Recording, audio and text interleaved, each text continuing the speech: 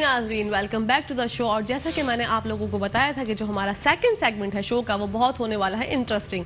वो कैसे? आज हम बात करेंगे कितने अहम मसले पर जो कि हमारे छोटे नन्हे मुन्ने बच्चे हैं, फूलों जैसे बच्चे हैं, उनको प्रॉब्लम दरकार होती हैं सर्दियों में। सभी विंटर्स में वैसे तो खैर यूजुअली सभी बीमार हो रहे हैं जिनकी इम्यूनिटी वीक होती है, लेकिन बच्चे उनकी इम्यूनिटी से ज़्यादा थोड़ी सी वीक होती है बड़ों की बनिस्बत। तो आज हम बात करेंगे बच्चों के बारे में। आपके बच्चे, हमारे मुल्क का आने वाला मुस्तकबिल, हम किस तरह से इन बच्चों को जो है वो अच्छा जो है विंटर्स में क्योर कर सकते हैं। घर में रहते हुए हम क्या क्या चीज़ें हैं जो कि उनको प्रोवाइड कर सकते हैं। अल्लाह ना करे अगर उनको बुखार हो गया, फिट्स पड़ गए, तो हम घर में रहते हुए उनको कैसे जो है हम उनकी देखभाल कर सकते हैं, उनको क्या चीज़ प्रोवाइड कर सकते हैं। इन सारे मसलों पे एस्थमा, एलर्जी और दीगर मसाइल, टॉपिक्स बहुत सारे हैं, बातें करेंगे, डॉक्टर साहब से पूछेंगे, वो हमारी आगाही हमें करेंगे कि वो किस तरीके से हमें बताएंगे कि कैसे बच्चों को हम जो है अपने टेक केयर कर सकते हैं।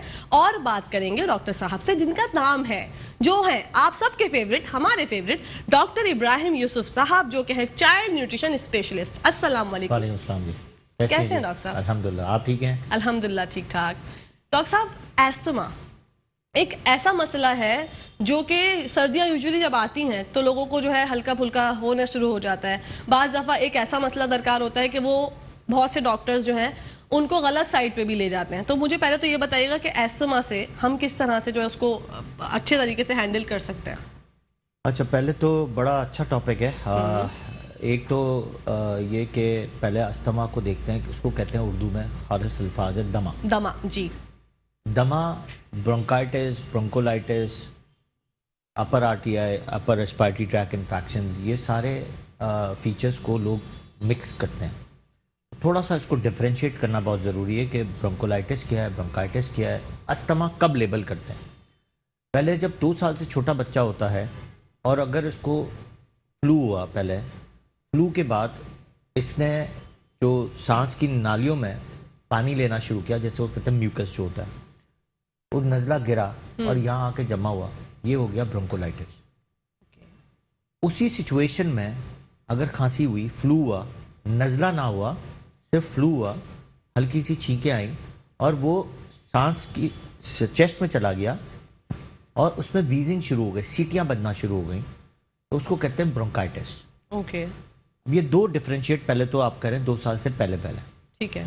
एक है वायरल और एक है कंजेनाइटल, जेनेटिकली एलर्जिक हो सकता है, या फिर कोई वायरस ने अटैक किया और उसने चेस्ट में गया और उसने वीजिंग कराना शुरू की। उसी चेस्ट में 2 चीज़ें होती हैं, या अस्थमा हो गया जो यहाँ से लेके यहाँ तक होता है, या फिर निमोनिया हो गया, मतलब कंजेशन हो गया, मतलब आपके फेफड़ों में पानी जमा हो गया जी। ऐसी 2 सिचुएशंस हैं। दोनों सिचुएशन में बच्चा जब डिसैचुरेट होगा, डिटेरिएट होगा, तो उसमें ऑक्सीजन सैट्स कम हो जाएंगी और सांस की पसलियाँ चलना शुरू करेंगी। तो कहते हैं, हम इंग्लिश में बोलते हैं सब कोस्टल रिसेसिएशन, और दूसरा हम कहते हैं सांस की ये यहाँ की पसलियाँ जब चलती हैं तो सुप्रा कोस्टल रिसेसिएशन कहते हैं इसको। तो 2 पसलियाँ चल रही होती हैं, तो आपको डायग्नोस करना होता है कि पसलियाँ चल रही हैं, कितनी चल रही हैं। किसी वक्त चेस्ट में कुछ नहीं होता, जैसे ब्रोंकोलाइटिस है, मैंने कहा यहाँ बलगम फंस गया, तब भी बच्चा जोर जोर से सांस ले रहा होता है। उसमें खास सबसे ज़्यादा चीज़ होती है, आपको डायग्नोसिस करना होता है कि यार अगर चेस्ट सही है, साफ है, यहाँ अगर है तो यहाँ का ट्रीटमेंट क्या करना है। यहाँ का ट्रीटमेंट यही होता है कि हॉस्पिटल जाके आपको सक्शन करानी होती है। ओके। और आप सक्शन करा के जब फ्लूइड निकालते हैं तो बच्चा बड़ा रिलैक्स हो जाता है। इसमें लोग बहुत घबराते हैं और वो अंडर एडमिशन पे चले जाते हैं, या बच्चे की तबीयत बड़ी ज़्यादा ख़राब हो जाती है, आईसीयू में चला जाता है बच्चा, और फिर वो हॉस्पिटल भागते रहते हैं। हॉस्पिटल्स में ट्रीटमेंट को सही प्रॉपर फॉलो नहीं होता हॉस्पिटल में। अगर आप इस प्रॉपर तरीके से इसको मैनेज करें, जिसका मैं बता रहा हूँ कि अगर आप प्रॉपर इंटेंसिव केयर या ईआर कंसल्टेंट के पास जाते हैं और वहाँ पे आप इसको प्रॉपर मैनेज कराते हैं, तो आपको इमरजेंसी से मैनेज करें, घर चले जाए। तो डॉक्टर साहब, लोग सक्शन से क्यों डरते हैं? वो ऐसा कैसा अमल है जिससे लोग डरते हैं? ये बहुत ज़बरदस्त सवाल किया आपने, एक्सेलेंट। सक्शन ये होता है कि आपको ट्यूब डालनी है और यहाँ से फ्लूइड निकालना है एज पर द प्रेशर। वो कट लगाते हैं? नहीं, कट नहीं लगाते, सिर्फ नाली डालते हैं और उसको क्लीन करते हैं। अगर एडमिशन पे भी हम ज़्यादातर यही कर रहे होते हैं, लेकिन मैं आपको इजी रास्ता बता रहा हूँ। मैं अपने पेशेंट्स को भी यही बताता हूँ कि इजी रास्ता ये है कि आप ये करा लो, 3 दिन में बच्चा आपका बहुत बेहतर हो जाएगा। लोग क्या करते हैं, अगर इतनी सांस चलना शुरू होती है, एक दिन डिले कर देते हैं, दूसरे दिन डिले कर दी, वो चीज़ फॉलो नहीं की, अब वो बच्चा बिल्कुल लेथार्जिक हो गया, बिल्कुल डिटोरिएट होना शुरू हो गया, शुगर लेवल डाउन हो गई, इलेक्ट्रोलाइट्स डाउन हो गए, दूध पीना छोड़ दिया, दूध पी रहा है तो वॉमिटिंग कर रहा है, अब वो पहुंच गया हॉस्पिटलाइजेशन। अगर आप यही काम पहले कर लेते तो आपकी चीज़ें बच जाती। बिल्कुल। अब आ जाए कि ये फ्लड की मैनेजमेंट थी जी। अब वही चीज़, अगर ब्रोंकाइटिस है मतलब वीजिंग हो रही है, तो आपको किस पे जाना है? आपको जाना है न्यूबलाइजेशन पे, कुछ समटाइम्स स्टेरॉइड्स पे। लोग बहुत डर रहे होते हैं स्टेरॉइड्स। जी बिल्कुल। मैं कहता हूँ कि अभी कोविड में सबसे ज़्यादा ट्रीटमेंट ही दुनिया में आई सिर्फ स्टेरॉइड्स। डेक्सामेथासोन ही लगा, प्रेडनिसोलोन की टैबलेट ही खाई लोगों ने, और इसी से ठीक हुआ। वायरस ज़्यादातर इसी से ठीक होता है। बिल्कुल। सेकंड ट्रीटमेंट इज ओसेल्टाइमाविर, जो हमारे मुल्क में बहुत कॉमनली अब यूज़ होना शुरू हो गया। एंटीबायोटिक्स वायरल इन्फेक्शन में कतई नहीं देनी चाहिए। डॉक्टर से पूछना चाहिए कि डॉक्टर साहब क्यों दे रहे हैं। अच्छा। क्योंकि देखें, जितना बच्चा डिटोरिएट भी हो रहा होता है लेकिन फीवर नहीं होता। फीवर जब नहीं है तो आपको देखना है कि अगर फीवर नहीं है, आपने टेस्ट कराया, सीबीसी कराया, सीआरपी कराया, आपको लगे ये वायरल है, don't ever try to give antibiotics. Antibiotic और बच्चे को खराब करेगी। वो तो हम लोग ब्लड क्या भी करते हैं? बच्चों का जो है ना डॉक्टर साहब, ब्लड खत्म कर देती है, Of course. बच्चों का कलर डिम हो जाता है बिल्कुल। और खून सुखाती है अंदर से, ऐसे ही है। और लोग बच्चे क्या करते हैं, लोग खुद ब खुद ही एंटीबायोटिक लेके पिला रहे होते हैं। अब डॉक्टर के पास भी जाए, जीपीस के पास जाते हैं या आम डॉक्टर्स के पास जाते हैं, वो भी आपको पहले ही एंटीबायोटिक्स लिख के देते हैं। जी। वो प्रैक्टिस, एंटीबायोटिक की प्रैक्टिस सबसे कम होनी चाहिए जो सबसे ज़्यादा है। एक गलत फहमी लोगों की है कि बैक्टीरियल इन्फेक्शन ज़्यादा अटैक करता है। बैक्टीरियल इन्फेक्शन 10 to 15% करता है, 85% तो वायरस अटैक करता है। हमारे इर्द गिर्द 200 वायरसेस ही घूम रहे हैं जो आपको अटैक करते हैं। बार बार आप बीमार होते हैं, फिर ठीक हो जाते हैं। छोटी छोटी मैनेजमेंट से आप ठीक हो जाते हैं। अब आ जाए, बड़ा बच्चा हो गया 2 साल का, उसको अस्थमा हो गया या रिपीटेडली ब्रोंकाइटिस होते हुए अस्थमा हो गया। अस्थमा होता कैसे? या तो जेनेटिकली आता है जी। या फिर एलर्जिक्स टू समथिंग है। ओके। ये तो 100% है कि या तो एनवायरमेंटल एलर्जी है, या फूड एलर्जी है, या फिर आपके जेनेटिकली में माँ बाप से आया है, या आपके ब्लड रिलेशन में से किसी को आया है, या किसी कपड़े से हो रहा है। ओ। और मेजर फैक्टर इसका फूड होता है। हर किस्म की एलर्जीज का फैक्टर फूड होता है। ठीक। अब उस एलर्जीज को आप देखें तो इस पर अस्थमा हो सकता है, स्किन के प्रॉब्लम्स हो सकते हैं, जीआई के डायरियाज हो सकते हैं, बहुत ज़्यादा होते हैं डायरियाज। कॉन्स्टिपेशन भी एक तौर पे होता है, हेडेक्स बहुत ज़्यादा होते हैं उसी एलर्जी, फूड एलर्जीज की वजह से। इसी तरह एनवायरमेंटल एलर्जीज में सबसे ज़्यादा आपका आता है सिगरेट स्मोकिंग, पोल्यूशन है, डस्ट है, सिगरेट स्मोकिंग है, आपका एसी बहुत ज़्यादा यूज़ करने से है। अच्छा। ह्यूमिड लेवल नीचे जितना जाएगा वो आपको इतनी एलर्जीज तो कराएगा। डॉक्टर साहब, लोग कैसे अपने बच्चों को ये पहचाने कि उनको जो है नॉर्मल वाली एलर्जी हो रही है या फिर वो एस्थमा हो गया उनको? अस्थमा में तो वीजिंग होती है। देखिए, अच्छा। अगर छोटी मोटी एलर्जीज होंगी तो फ्लू रहेगा, स्नीजिंग होगी, छींके बार बार आएंगी, और बच्चा जो है बार बार अजीब सा एक कैफियत नुमा रहेगा, इसको इची रहेगा। आप देखें, कुछ बच्चे आपने देखे होंगे बहुत कान पे और इधर उधर बहुत रो रहे होते हैं।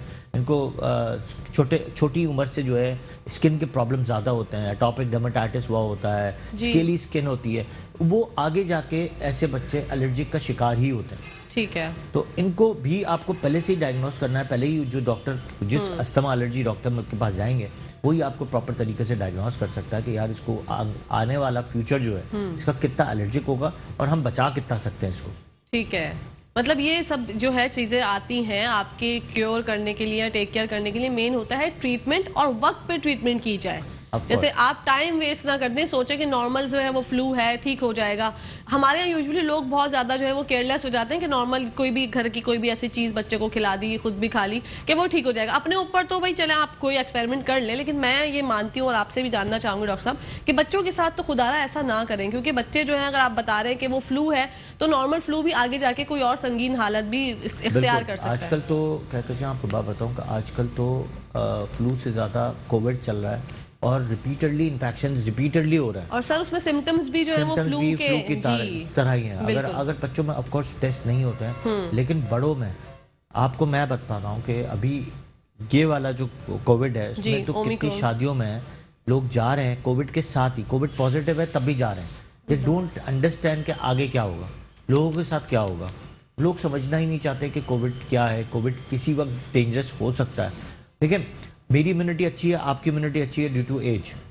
जिसकी इम्यूनिटी अच्छी नहीं है, जो छोटे बच्चे हैं या फिर बड़े हैं, बुजुर्ग हमारे घर में, उनको तो कोविड भी हो सकता है, उनको रेस्पिरेटरी ट्रैक इन्फेक्शन भी सीवियर हो सकता है, उनको निमोनियाज भी हो सकते हैं, और खतरनाक सिचुएशन पे ऑक्सीजन ड्रॉप भी हो सकती है। ऑफकोर्स ओमिक्रॉन की रेशियो ऑफ एडमिशन 17% है, बहुत कम है, डिजास्टर भी बहुत कम है, बट सेकेंड ओमिक्रॉन के साथ IHU भी लगा हुआ है। कोविड जो है, जो फ्रांस में डायग्नोस हुआ है, वो भी हमारे साथ साथ चल रहा है। ये नहीं पता कि कल कहाँ से वो IHU भी यहाँ पे आएगा और हम गलत फहमी में ये ओमिक्रॉन और IHU को लेके चल रहे होंगे और सडनली जो है वो आपको इन्फेक्ट कर देगा और इतनी डिजास्टर कर सकता है। तो don't take it, underestimate the COVID. Secondly, लोगों को ख्याल वही रखना चाहिए SOPs का। लेकिन अभी जो अभी सिचुएशन है वो है फ्लू कोरोना की जी, जो फ्लू और कोविड साथ चल रहा है। अब हम भी पेशेंट्स को यही बोल रहे होते हैं कि यार ये हो सकता है फ्लू है या कोविड है, तो this is a mixture of flu and Covid means flu corona. तो फ्लू कोरोना भी एक डायग्नोसिस का हिस्सा बना हुआ है ओमिक्रॉन के अलावा। कि ओमिक्रॉन भी हो सकता है, फ्लू कोरोना कोविड जैसे ही सिम्टम्स है लेकिन है फ्लू। मतलब ये आजकल फ्लू जो है लोग समझ रहे हैं कि फ्लू हो रहा है, सर्दी में हर किसी को हो रहा है, तो उनको जाके सबसे पहले टेस्ट कराना चाहिए। क्या क्वेश्चन, इतना तो नहीं होता ना। आपने लास्ट फ्यू ईयर्स बैक जाए तो इतना तो फ्लू तो मैंने आज तक मैंने भी नहीं देखा कि जितना फ्लू इस दफा मैंने देखा। इस दफा बहुत ज्यादा। अब आपको बात बताऊं कि डॉक्टर्स के लिए एक बहुत हेल्दी एक सीजन होता है, पेशेंट्स के लिए भी और डॉक्टर्स के लिए भी, स्किन वालों के लिए भी, कि December January is a very healthy season. इसमें लोग बीमार नहीं होते जितना फ्रीक्वेंटली अभी बीमार हो रहे हैं, बहुत ज्यादा हो रहे हैं। बीमारी की वजह यही है कि this is a flu corona. Okay, तो मतलब लोग जो इतने इजी होके समझ रहे हैं ओमिक्रॉन के बारे में कि वो कोई इतना इफेक्ट नहीं करता, उससे कोई जानी नुकसान नहीं होता, लेकिन फैलता तो वो भी है ना। फैल रहा है। कल मैंने देखा कि 17.92% जो है फैल चुका है और आगे पता नहीं कितना फैलेगा। सेकंड वीक अभी सेकंड वीक के बाद जी कि वो कितना फैलेगा वो तो पता नहीं। सेकंड वीक तो आया भी नहीं, अभी सेकंड वीक शुरू हुआ है। सेकंड वीक के बाद कितना फैलेगा वो तो अभी पता नहीं, वो बिल्कुल नहीं पता। तो फिर प्लीज एहतियात करें, एहतियात के सिवा और कोई चारा है नहीं हमारे पास। शादियों में जाना अगर आप जा रहे हैं तो प्रॉपर SOPs के साथ जाएं। 6 फीट की आप जो है वो दूरी बरकरार रखें और हाथ मिलाने से गुरेज करें, सलाम दूर से कर लें। अच्छा इखलाक और मुस्कुराहट भी आप बिखेर सकते हैं, उसी से सामने वाले का दिल जो है वो खुश हो जाता है और आप अच्छे से मिल लें। क्योंकि अगर आप SOPs फॉलो नहीं करेंगे तो बहुत मसले मसाइल होंगे। और हम लोग जैसे डॉक्टर साहब, स्कूल बंद होने का भी बहुत एक मसला जो हो रहा है कि वो हो सकते हैं कि बंद हो जाए अगर इसी तरह का हालात रहे तो।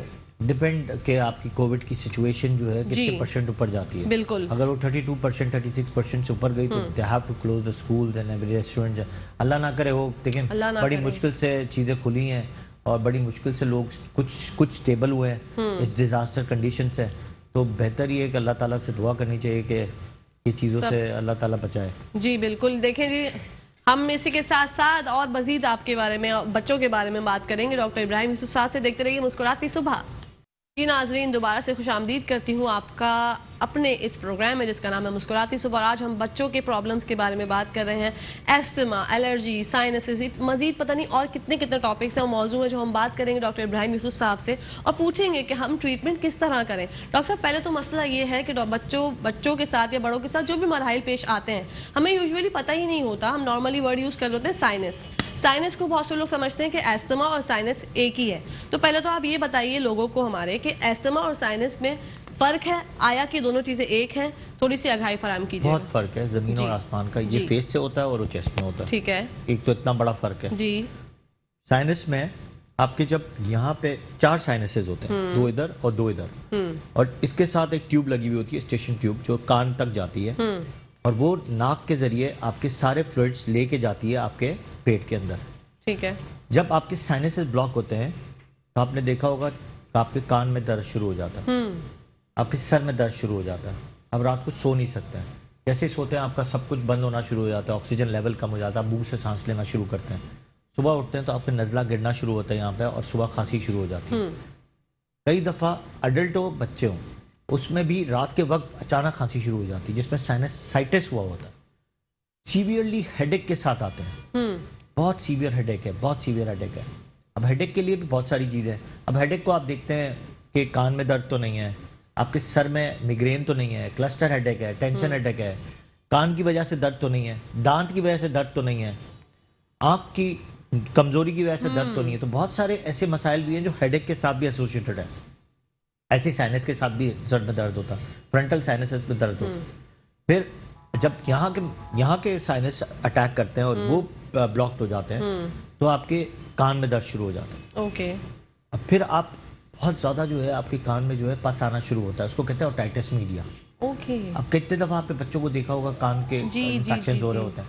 अब अडल्ट में भी यही हो रहा होता है, लेकिन लोग क्या करते हैं, कान के ड्रॉप्स डाल देते हैं। कान के ड्रॉप्स नहीं डालने। इसी के साथ साथ जी कान के ड्रॉप्स नहीं डाला करें। और इसी के साथ साथ एक और कॉलर है हमारे साथ। अस्सलाम वालेकुम। जी जी वालेकुम सलाम। जी भाई फरमाइए। भाजी मैं ये कहना चाह रहा हूँ, जो हमारा जो ना खाते हैं ना, जो आपने सीने में जलन वगैरह बचती है खाने से पहले, ठीक है, कि उसके बावजूद बच्चों को खांसी नजला लग जाता है। बच्चों को खांसी नजला हो जाता है। भाई मेरे प्यारे भाई, पहले अपना टीवी का वॉल्यूम आप बंद कर दें। मैं गुजारिश करती हूँ सबसे जो कि हमें कॉल्स करते हैं, टीवी का वॉल्यूम बंद कर दें ताकि हम आपकी बात बहुत आसानी से सुन सकें। जी भाई अब फरमाइएगा। एक दो हमारे जो ना हम खाते हैं ना, इसके जो है ना सीने में जलन होती है, ठीक है ना, उसके बावजूद वजन जो है ना थोड़ा भारी हो जाता है, महसूस होता है भारी किस्म का। अच्छा आपका बच्चा, ठीक है, आप लाइव देखें भाई। हम आपके बच्चे की एज क्या है? हमारे बच्चे के 10 से 12 साल की उम्र है। 10 से 12 साल की उम्र है, ठीक है। आप हमारा शो लाइव देखें, हम आपको बताते हैं। जी डॉक्टर साहब, इनका सवाल ये था कि इनका बच्चा जो है वो 10 से 12 साल का है, उनको हो जाती है खाना खाने के बाद जलन, और उनका वेट भी जो है वो बढ़ रहा है, सीने में जलन होती है और वेट भी बच्चे का बढ़ रहा है। वेट बढ़ रहा है, जी ठीक है, सही है। सीने में जलन का मेन फैक्टर तो ये होता है इंडाइजेशन या रिफ्लक्स। ठीक है। रिफ्लक्स को मैनेज करने के लिए पहले देखना पड़ता है कि आपके रिफ्लक्स में कितना बच्चे का जो है खाने की ग़िज़ा कैसी है, ओवर डाइट तो नहीं कर रहा, ओवर डाइटिंग बहुत ज़्यादा होती है, जंक फूड का कितना रोल है घर में, चिप्स और ये सारी चीज़ें कितनी खा रहा है, स्पाइस फूड ऐड तो नहीं किया जाता। दूसरा, आपको फिर कुछ टेस्ट हमारे पास कराने पड़ते हैं जिसमें स्टूल DR है, स्टूल pH है, स्टूल फॉर रिड्यूसिंग सब्सटेंस है। उससे हमें देखना पड़ता है कि स्टूल और यूरिन में आपके जो है वो कितना एसिड आ रहा है। ओके। अगर उसमें एसिडिक आ रहा है तो आपको एसिड को मैनेज करना है, क्योंकि एसिड आपको रिफ्लक्स कराता है। फिर एसिड की पूरी एक मैनेजमेंट है। वेट बढ़ने से ताल्लुक सिर्फ और सिर्फ ज़्यादा खाने से है, या तो बहुत ज़्यादा खा रहा है बच्चा, अच्छा, या फिर कभी कभी विटामिन D कम होने की वजह से वेट बहुत बढ़ जाता है। कई दफ़ा दूध बहुत ज़्यादा बच्चा जब पी रहा होता है, जब बहुत ज़्यादा वेट बढ़ जाता है। चीज़ी फूड ज़्यादा खा रहा होता है तब वेट बढ़ जाता है। कार्ब ज़्यादा खा रहा होता है, जैसे फ्रेंच फ्राइज़ हैं या बैड कार्ब जिस तरह खा रहे होते हैं बच्चे, उससे वेट बढ़ जाता है। तो ऐसी बहुत सिचुएशंस हैं जो वेट बढ़ा रही होती है। अब वेट बढ़ने के साथ साथ खाना भी ज़्यादा खा रहा है, खाना खाता है तो ओवर डाइटिंग की वजह से भी सारा डाइजेस्ट नहीं हो सकता, इंडाइजेशन होता है, ओवरफ्लो होता है, और सारी चीज़ें रिफ्लक्स हो रही होती है। जैसे आप सोए, आप रिफ्लक्स हो गए, तो उसको पूरी एक इन्वेस्टिगेशन करनी पड़ती है। उसमें खांसी भी ज़्यादातर शुरू हो जाती है, एक ये भी वजह होती है, रिफ्लक्स एंड कफ, एक ये भी मैनेजमेंट है। Reflux, cough and misdiagnosis of asthma, ये भी बहुत ज़्यादा कॉमनेस्ट प्रॉब्लम है। ओके। गैस्ट्रोइसोफेगल रिफ्लक्स, कफ को लोग बड़ा मिस मैनेज करते हैं, हिस्ट्री नहीं लेते हैं और डायरेक्टली जो है वो कहते हैं कि नहीं ये रिपीटेडली कफ है, आपने मुख्तलिफ किस्म की जो है कफ सिरप या फिर ऐसी ब्रोंकोडायलिटिस दे देते हैं जिसकी कोई रोल नहीं होता। आपको रिफ्लक्स को ठीक करना है तो कफ ठीक हो जाएगी।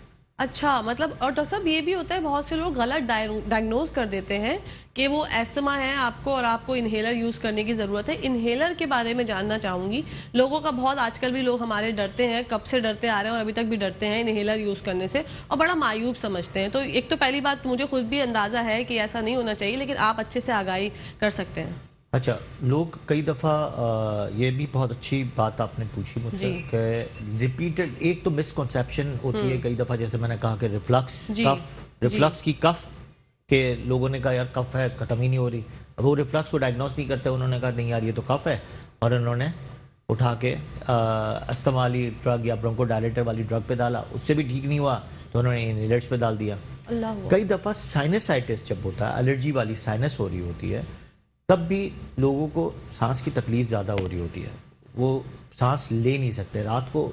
जैसे माँ बाप की कंप्लेंट्स ये होती हैं, हमारा बच्चा रात को प्रॉपर तरीके से ब्रीथ नहीं कर सकता, वो सांस लेने में इसको दिक्कत होती है। तब कई दफ़ा डॉक्टर्स वही वाली बात कि डायग्नोसिस या फिर हिस्ट्री पे नहीं जाते हैं कि उसको प्रॉब्लम का है। अगर प्रॉब्लम इसके नज़ला गिरने का है या साइनसेस का है तो आपको पहले एक्सरे पीएनएस कराना है यहाँ का, चेहरे का, कि आपको साइनसेस देखने हैं। मोस्टली मैंने कभी बहुत कम ही डॉक्टर्स को देखा है जो ये साइनसेस का एक्सरे करा रहे होते हैं, चाहे जितना बड़ा डॉक्टर भी हो। तो आपको पहले तो ये देखना है कि आपको ये एक्सरे बहुत ज़रूरी है, फिर एलर्जी फैक्टर्स कराना है। एलर्जी फैक्टर्स कराने आपकी के बात साथ काटूंगी, मुझे लगता है एक्सरे जब हम मतलब कोई भी कराने जाता है तो उनको क्या वजूहत है, तो वो खुद से फील कर रहे होंगे कि उनको नजला हो रही है, वो यहाँ पे कुछ सूजन भी आ जाती है, ऐसा वो ऑफ कोर्स आइस में स्वेलिंग आती है, जी। कई दफा यहाँ मैंने आपको बताया ना कि पेन हो रहा होता है जी, सर में, पेन मुंह हो से रहा ब्रीथ कर रहा होता है बच्चा, हाँ। या फिर कान में रिपीटेडली इन्फेक्शन हो रहे होते हैं, और जहाँ आपने साइनस से ठीक करने शुरू किया पेशेंट ठीक हो जाता है। बहुत से लोग इसमें सर्जरीज भी जो है वो रिकमेंड करते हैं डॉक्टर साहब। बिल्कुल करते हैं, लेकिन वो बहुत बात की बात है, 10 साल 12 साल बच्चे की होती है, उसमें वो अगर नाक टेढ़ा हो जाए या हड्डी बढ़ जाए उसकी बात इज टोटली डिफरेंट, वो ईएनटी का सब्जेक्ट है। मैं सिर्फ आपको हम बात कर रहे हैं, हम साइनस की बात कर रहे हैं। हाँ। साइनस इज डिफरेंट और ये नाक की प्रॉब्लम वो डिफरेंट है। ओके, उसमें ब्रीदिंग इश्यूज डिफरेंट होते हैं जी। लेकिन वही ये आगे जाके ये साइनस में जो सांस आप एक नाक से ले रहे होते हैं या मुंह से ले रहे होते हैं, इसकी वजह से ही नाक की हड्डी टेढ़ी हो जाती है। तो कई दफा तो हम उसमें भी एक एक्सरसाइज है, बहुत एक अच्छी सी एक्सरसाइज है जिसमें अगर ब्रीदिंग ऐसे इश्यूज हैं, साइनस भी ठीक हो गया, आपके डॉक्टर के पास गए, साइनस की अच्छी दवाई दे दी, उसने ठीक कर दी आपको साइनस, आपको अस्थमा की कोई नीड नहीं थी, तो एक एक्सरसाइज होती है, आपने ये 2 उंगलियां लेनी है, ठीक है, आपने ऐसे पकड़ना है, ओके, यहाँ से सांस लेना है, फिर आपने ये ब्रीथ होल्ड करके यहाँ से सांस रिलीज करना है, फिर यहाँ से सांस लेना है, फिर इसको होल्ड करके यहाँ से सांस रिलीज करना है। ये सबसे अच्छी तरीका है साइनसेस को क्लियर और नाक की हड्डी को बेहतर करने के लिए। दूसरा तरीका ये होता है कि आपने एक ये एक्सरसाइज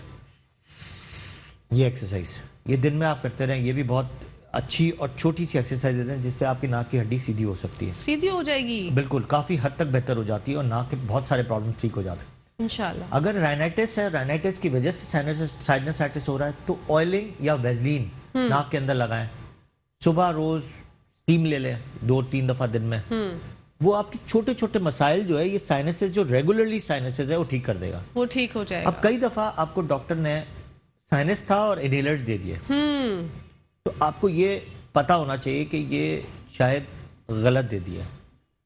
अब मैंने कहा कि रिफ्लक्स, जैसे साहब भाई ने एक कपड़े बताई, reflux and cough, asthma and cough, sinusitis and cough, तो आपको पहले डॉक्टर ही तशखीस करके देगा कि साइनस की कफ है या अस्थमा की कफ है या फिर ये रिफ्लक्स की कफ है जी। तो आपको इसके लिए एक्सपर्ट ओपिनियन के लिए एक्सपर्ट डॉक्टर के पास जाना है। आपको आम डॉक्टर्स के पास जाके आपको फायदा नहीं मिलेगा।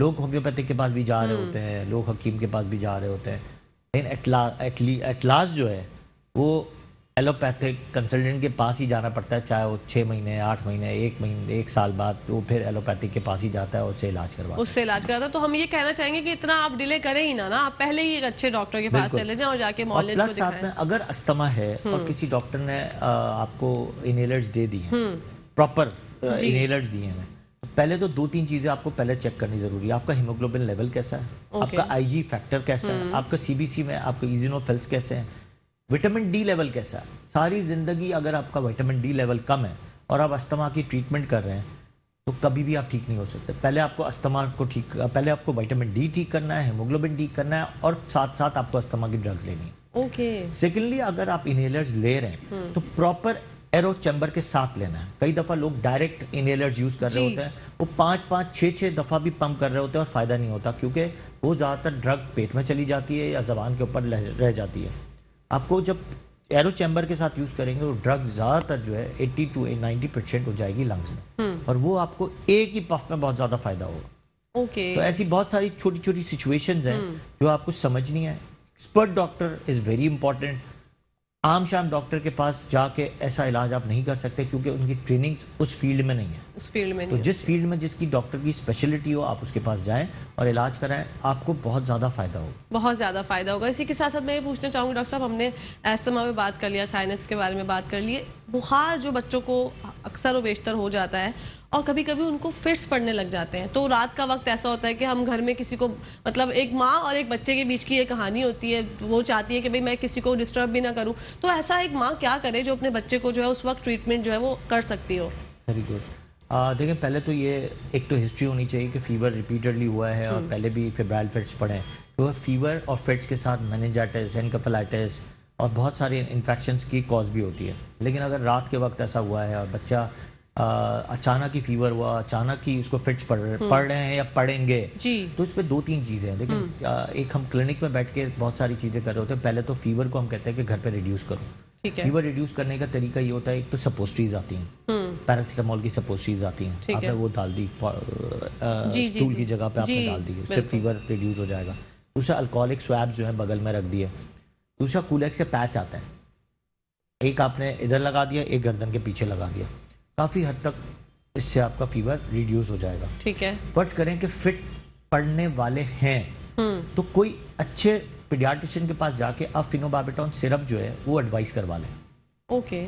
इससे फायदा ये होता है कि आप प्रोफाइलैक्सिस मतलब आगे फिट ना पड़े, या आगे फिट पड़ने वाले हो तो हम अगर ये दवाई पहले से स्टार्ट कर दें फीवर होते ही 101 पे क्रॉस करेगा, फिट्स पड़ना शुरू होंगे।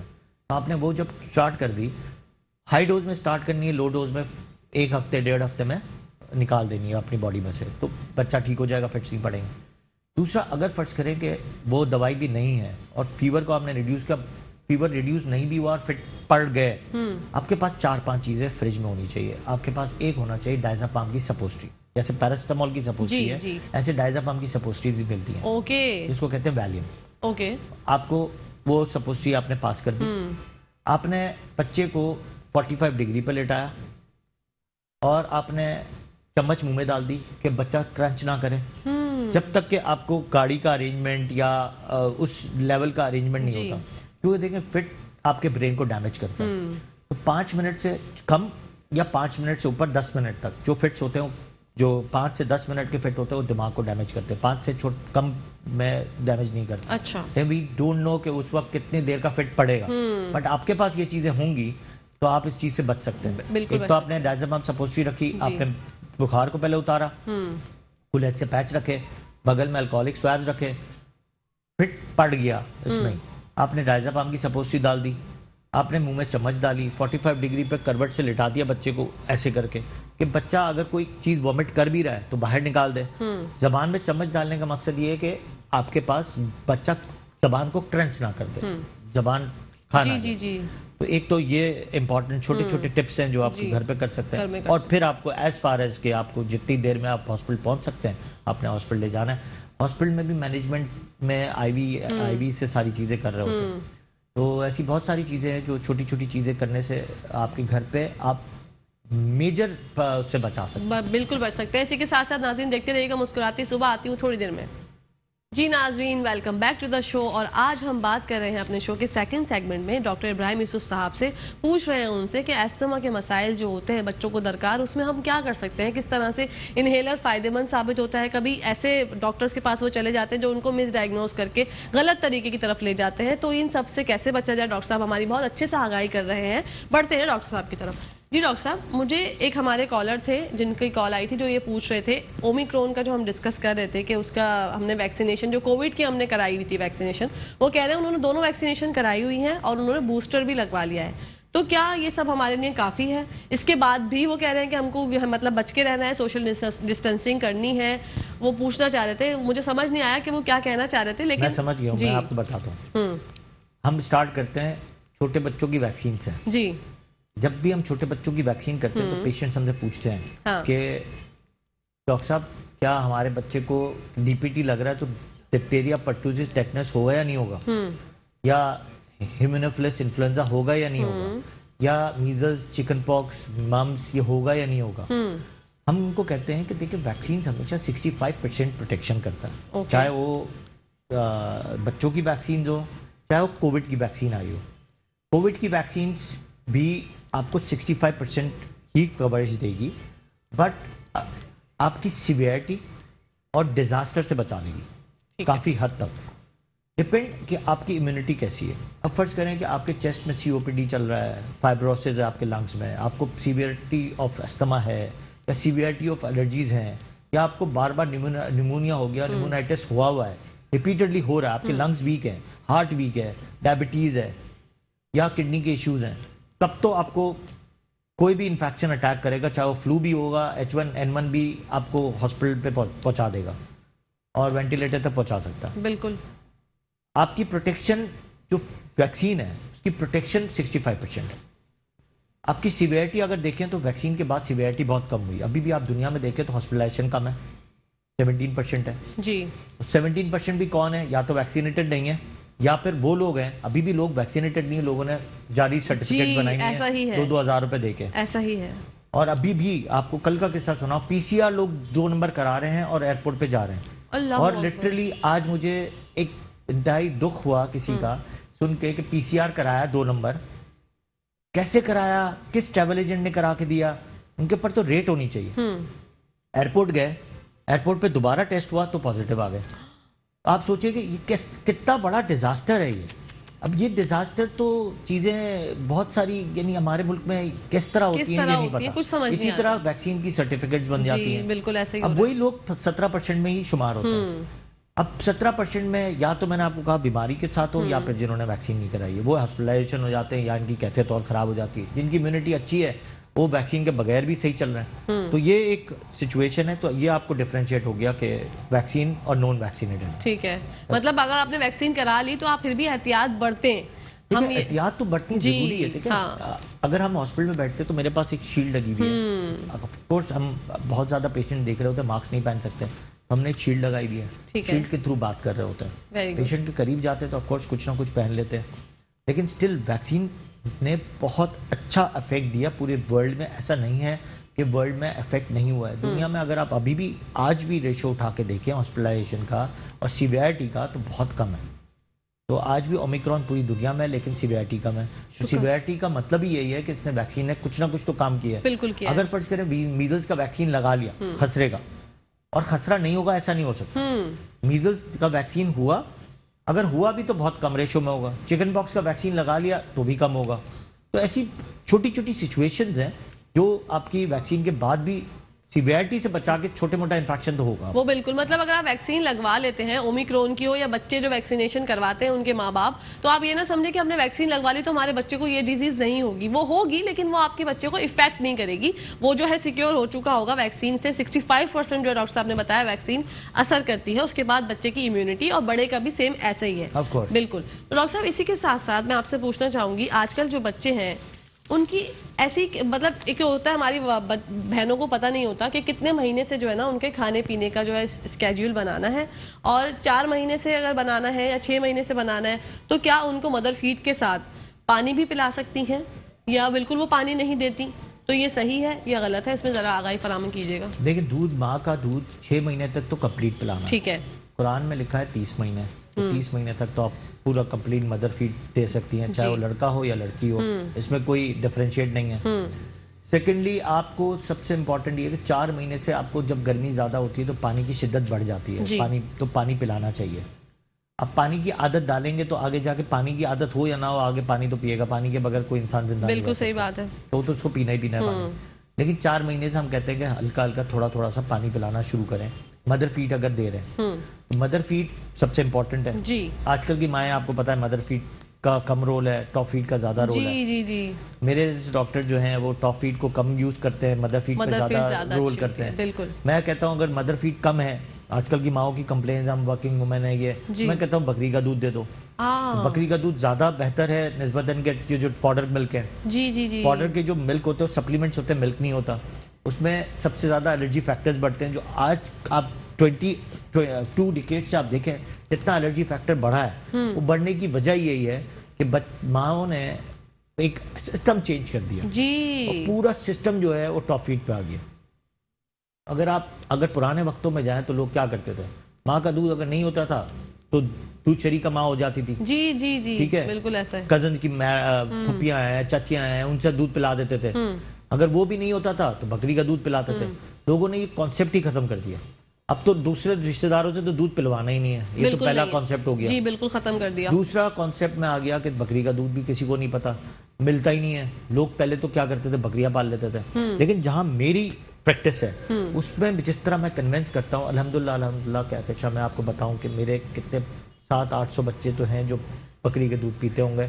और अल्हम्दुलिल्लाह बहुत सारे ट्विन्स हैं, बहुत अच्छी तरह पल रहे हैं। ना कभी डायरिया होता है, ना कभी एलर्जीज होती हैं, और बिल्कुल ठीक तरीके से पल रहे होते हैं। माशाल्लाह। और अभी मेरे पास फ्रीक्वेंट अभी कितने बच्चे एडमिट भी हुए डायरिया के साथ, मैंने इनको टॉप फीड हटा के बकरी के दूध पे डाला, बच्चे बिल्कुल सेहतियाब होना शुरू हो गए, माशाल्लाह। उनको डायरिया का मसला हल हो गया, उनको एलर्जीज के मसले हल हो गए, क्योंकि वो एलर्जी फ्री और प्लस साथ में सबसे इंपॉर्टेंट वो सुन्नत है। सुन्नत है, बिल्कुल तो सही। जो चीज़ें सुन्नत में है उनसे आपको दूर नहीं भागना, करीब रहना है। जी बिल्कुल। तो उससे आप करीब रहें तो ऑटोमेटिकली आपकी चीज़ें वैसे ही ठीक रहेंगी। चीजें वैसे बेहतर से होती जाएंगी। अब लोग बच्चे खाते क्यों नहीं हैं, जी। बच्चे खाने पे क्यों नहीं जाते हैं? क्या कैसे आपने देखा है कि आजकल माएँ करती क्या हैं? माओं के पास, इनके पास गैजेट्स होते जी हैं, बिल्कुल, गैजेट टीवी चल रहा होता है, हाँ। बिस्मिल्लाह पढ़ते नहीं है, बिस्मिल्लाह नहीं पढ़ते। सही प्रॉपर तरीके से हैंड वॉश नहीं करते सही। हैं, जमीन पे बैठ के प्रॉपर तरीके से अपने हाथ से खाना खिलाने की आदत नहीं करते, चम्मच की आदत हो गई है। तो ऐसी सिचुएशन में अल्लाह ताला नाराज होता है और ये चीज़ों से हमारी बरकत उड़ जाती है। सही। तो ये बरकत उड़ गई, जी। हम जंक फूड पे ज़्यादा चले गए हैं, घर के फूड पे नहीं है। माएँ बनाना भी नहीं चाहती, अगर बनाती हैं तो उतना टेस्ट नहीं होता क्योंकि बरकत नहीं है। बरकत नहीं है। तो डॉक्टर साहब बच्चों को जंक फूड से कैसे बचाएं, मतलब कैसे रागिब करें उन्हें कि भाई ये छोड़ के जो है ये घर का खाना खाओ? देखिए, ये डिपेंड करता है आप कितना आसानी नहीं चाहती। कौन? माँ। अगर माँ ही आसानी चाहती है तो टॉप फीड भी देगी, बॉटल भी पिलाएगी, दूध भी वही वाला लेगी, टॉप फीड पाउडर यूज करेगी और जंक फूड पे भी डाल देगी। और जिन बच्चों की आदत 6 महीने बाद मैंने देखा है कि बाहर के फूड पे ज्यादा होती है, वो बच्चे ज्यादातर बाहर के फूड पे ही रहते हैं, क्योंकि इनका जो जबान का जो टेस्ट है वो टेस्ट बड ही बाहर का हो गया। जी, डेवलप हो जाता तो है। आपको पहले ही इसका ध्यान रखना है। आपने पहले 6 महीने से पहले आपने उसको चिप्स चटा दी। Chips, oh my god doctor साहब, ये इतना बड़ा अलमिया है चिप्स का, आपने स्नैक्स देखा जो कहते हैं। लोग बच्चे वो गोल गोल वाले जो चिप्स होते हैं वो लेके आ रहे होते हैं, मेरी क्लिनिक में भी छोटे छोटे बच्चे हाथ में वो चूस रहे होते हैं। जी। मैंने कहा यार ये क्या कर रहे हो आप, मतलब वो तो बड़ों के लिए हार्मफुल है, ऑफ कोर्स, तो बच्चों के लिए तो उसमें जहर है। आपको पता है सबसे खतरनाक चीज मोनोसोडियम ग्लूकोनेट होता है, प्रिजर्वेटिव्स होती हैं, टाटरी विनेगर होता है। ये आपके बॉडी के अंदर जितना एलर्जी वो करता है वो और कोई नहीं कर सकता।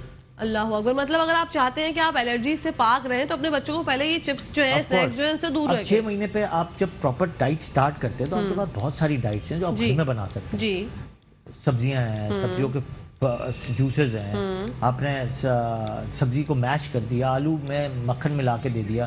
अब मक्खन भी बाहर से लेने की क्या जरूरत है जब घर में बन सकता है, बहुत आसानी से चीजें बनती हैं। दही के लिए लोग परेशान हो रहे थे, दही रोज आप घर में बना लें। बिल्कुल, अब दही की आदत कितने बच्चे हैं दही की आदत नहीं होती। अब दही खुद प्रोबायोटिक्स, प्रीबायोटिक्स, लाइव कल्चर होते हैं, आपकी सेहत का सबसे ज्यादा जो रोल है वो दही से आता है। अब आपको दही देनी है, आपको ऐसी चीजें स्टार्ट करनी है जिससे आपके बच्चे की जो है नशोनुमा बहुत अच्छी हो जाए। जी नाजरीन, जैसा कि आप लोगों ने देखा, हमने बहुत कोशिश की अभी आप लोगों को जो है रहनुमाई फराहम करनी। डॉक्टर साहब ने बहुत अच्छे से बताया। डॉक्टर साहब, एक लोग जो है हमें कॉल्स करके आपका एड्रेस पूछ रहे हैं, तो प्लीज लोगों को जो है वो बताइए आपका एड्रेस कहाँ पर है। हाँ, मैं बैठता हूँ ताहिर मेडिकल सेंटर में, 2 बजे से लेके 5 बजे तक मेरी प्रैक्टिस होती है वहाँ पे, और regularly Monday till Friday Saturday है। और गूगल पे भी आप टाइमिंग दे सकते हैं, और हॉस्पिटल में कॉल करके ताहिर मेडिकल सेंटर गूगल पे डालें तो आपको एड्रेस फराहम किया जाएगा। वहाँ पे आप आराम से बआसानी पहुँच सकते हैं। Tahir medical centre Karsaz road पे ही है, और आराम से आप पहुँचे इंशाल्लाह। जी डॉक्टर साहब, बातें करते हुए बच्चों का ऐसा टॉपिक होता है कि मैं भी माँ हूँ, तो मैं जब बात करना शुरू करती हूँ तो बस बातें होती रहती हैं और टाइम का पता ही नहीं चला। 1 घंटा इतनी आसानी से जो है वो गुजर गया। और thank you so much doctor साहब, बहुत मज़ा आता है आप लोगों से बात करने का। स्पेशली माएँ जब एंकर्स होती हैं जी, उनमें एक इंटरेस्ट ये होता है कि उनको पता होता है कि मेरे बच्चे के साथ रोज हो क्या रहा है, तो उनके पास सवालात सबसे ज्यादा होते हैं। अभी भी मेरे साथ बहुत सारे सवाल आते हैं, लेकिन टाइम जो है वो खत्म हो गया। तो थैंक यू सो मच एक बार फिर से डॉक्टर साहब, आपका आपने अपने कीमती टाइम में से हमारे लिए टाइम निकाला। जी नाजरीन, तो इसी के साथ साथ आज का शो भी जो है वो हमारा इख्तिताम पजीर होने जा रहा है, और कल आऊंगी इंशाल्लाह किसी नए टॉपिक के साथ, करूंगी आप लोगों से बहुत सारी बातें। अपनी दोस्त, अपनी बहन, अपनी प्यारी सी होस्ट कहकशा फैसल को इजाजत दीजिए, और प्लीज पॉजिटिव रहिए, खुश रहिए, मुस्कुराते रहिए, क्योंकि आप देख रहे हैं मुस्कुराती सुबह। फी अमानिल्लाह, अल्लाह हाफिज।